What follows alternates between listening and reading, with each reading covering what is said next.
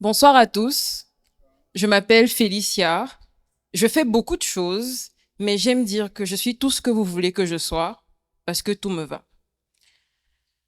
On ne dirait pas, mais je fais partie des 4% des humains les plus rapides de la Terre. Et aujourd'hui, je suis venue pour vous expliquer comment les personnes comme moi, c'est-à-dire incroyables, courageuses, résilientes, font pour courir aussi vite.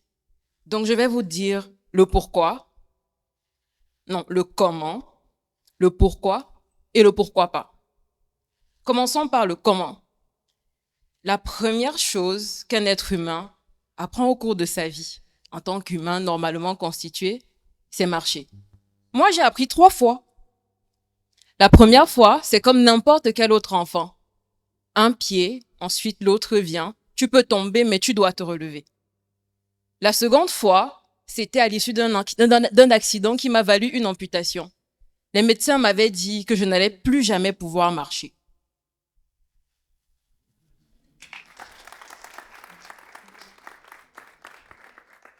Et la troisième fois, c'était il y a 2 ans. J'ai vécu une seconde amputation et ce n'était pas une épreuve. Je me suis lancé un défi. Je me suis dit, je ne vais pas me contenter de marcher, je vais courir. Vous avez en face de vous, sans aucune prétention, ce qu'on appelle une championne. Et ce, grâce à quelqu'un que je vais nommer, je vais citer, il s'appelle Monsieur Béthéné. Ce n'est pas mon coach, ce n'est pas un entraîneur, c'est mon professeur de français en classe de première. Vous avez peut-être remarqué ou pas, mais vous allez constater, je suis quelqu'un, j'aime beaucoup faire de l'humour noir. Et pendant une séance de cours, je voulais le mettre mal à l'aise. Et il avait dit, sortez vos stylos et vos cahiers, on va courir. Et moi, j'ai répliqué, et ceux qui n'ont pas de pieds font comment? Et il m'a dit, mademoiselle, on court avec l'esprit. Pour lui, c'était une phrase banale. C'était une rhétorique à une étudiante qui voulait perturber son cours. Et il a continué son cours. Mais moi, cette phrase m'a suivi jusqu'ici. Il ne sait peut-être pas, mais je lui dois la vitesse que j'ai aujourd'hui. Alors j'ai commencé à courir avec mon esprit. C'était le comment. Pourquoi? Parce que simplement, chaque matin, je me lève, je ne suis pas différente. Ma mère dit souvent que je suis exotique, mais j'aime à dire que je suis spéciale. Certains m'appellent de Iron Lady, mais je préfère aussi Laurine surhumaine. Ça, c'est une autre histoire. Ça fera l'objet d'un autre TEDx. Chaque matin, je me lève en me demandant quelle est la chose incroyable qui va m'arriver aujourd'hui. Pas dans un sens forcément positif parce que des choses incroyables, il m'en arrive chaque jour. Je me lève parce que simplement, malgré moi, j'ai été transformée. Et on ne le saura peut-être pas, mais c'est ça qui me pousse à agir chaque jour. Chaque matin, je me lève et je me dis, il faut que je le fasse. Parce que si je ne le fais pas, personne ne le fera pour moi. La question ici n'est pas de courir, c'est pourquoi je cours. Et est-ce que ça vaut la peine de courir?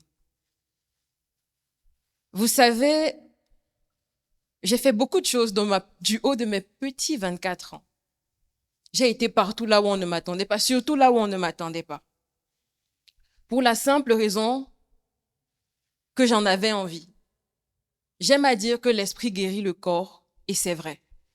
J'ai commencé à courir là, parce que dans ma tête, j'ai la prétention de dire qu'il n'y a personne de plus rapide que moi, et je n'ai jamais laissé un adversaire me battre 2 fois. Et toutes les compétitions que je n'ai pas gagnées, c'est parce que je n'étais pas là-bas.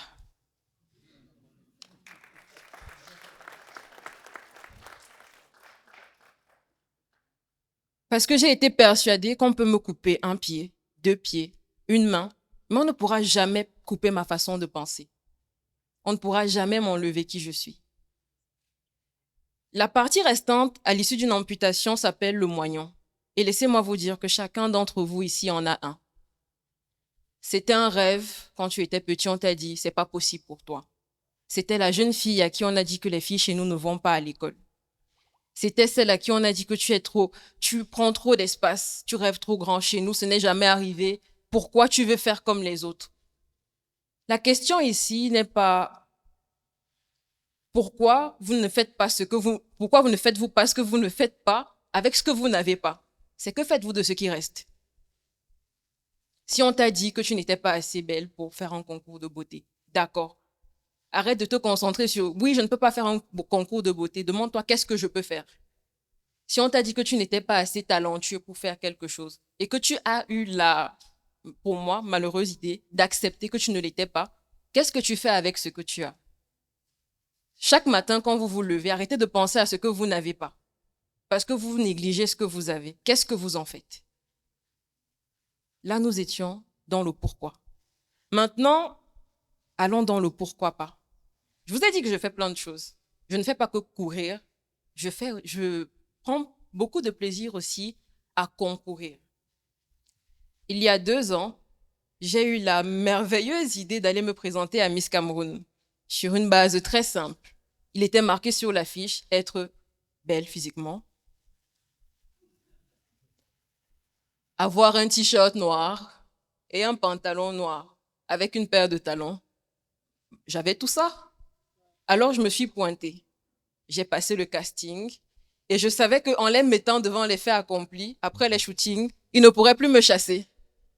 Du coup, le jour de la mise au vert, c'est la semaine durant laquelle on réunit les Miss dans un hôtel où on les prépare à faire toutes les jolies chorégraphies que vous les voyez faire à la télé. Je débarque en short et on voit mon pied. Trop tard, les photos ont été postées. Je les mets devant les faits accomplis. On ne peut pas me chasser parce que je coche toutes les cases. Là, je ne me suis pas demandé, est-ce qu'ils vont me prendre? Je suis allée là-bas, je me suis dit, j'attends voir s'ils vont me chasser parce que j'ai tout ce qu'ils ont demandé. Personne n'avait jamais dit qu'il fallait avoir ces 2 pieds. C'est de leur faute.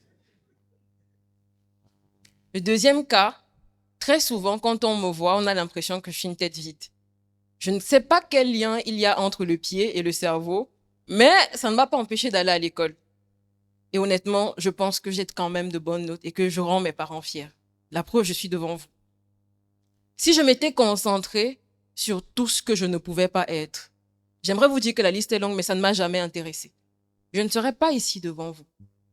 Et vous passez votre temps, la majorité des humains passent leur temps à se demander pourquoi je n'ai pas ceci, pourquoi je ne fais pas ça, alors qu'il faut se demander qu'est-ce que je fais avec ce que j'ai. J'aimerais vous dire que chaque foulée, chaque podium sur lequel je suis montée, ce n'était pas un miracle, ce n'était pas un résultat anodin. Je me suis entraînée et Dieu seul sait comment, après chaque séance d'entraînement, rien ne me garantit des résultats. Au contraire, avec mon handicap, il y a de grandes chances que mon état regresse. Mais j'y vais quand même. Rien ne me garantit que chaque foulée que je pose, chaque séance de musculation va me donner une victoire. Je n'ai pas la garantie de ça, mais je décide quand même d'agir. Parce que peut-être, en me voyant, quelqu'un va décider de faire quelque chose aussi. Quelqu'un va peut-être se dire que si elle a réussi à faire ça sans ça, moi aussi je peux. Alors arrêtez de vous dire que vous faites des choses malgré le fait que vous n'avez pas certaines choses. Dites-vous que vous faites ce que vous pouvez avec ce que vous avez. Alors sachez aujourd'hui que ce qu'il faut retenir de ce que j'ai dit, c'est en vrai, faites ce que vous voulez, vous êtes des adultes, mais utilisez ce qu'il y a autour de vous. Certains ont utilisé même ce qu'ils n'avaient pas pour faire des incubateurs. Et je ne savais même pas que j'allais le voir aujourd'hui. Moi, j'avais juste vu la nouvelle au journal étant, j'étais au collège. Et vraiment me retrouver devant des personnes comme ça aujourd'hui, c'est juste incroyable. Et pour terminer, j'aimerais vous dire que je m'appelle Félicia Oum, future championne olympique, et je n'ai pas eu besoin de mes pieds pour courir.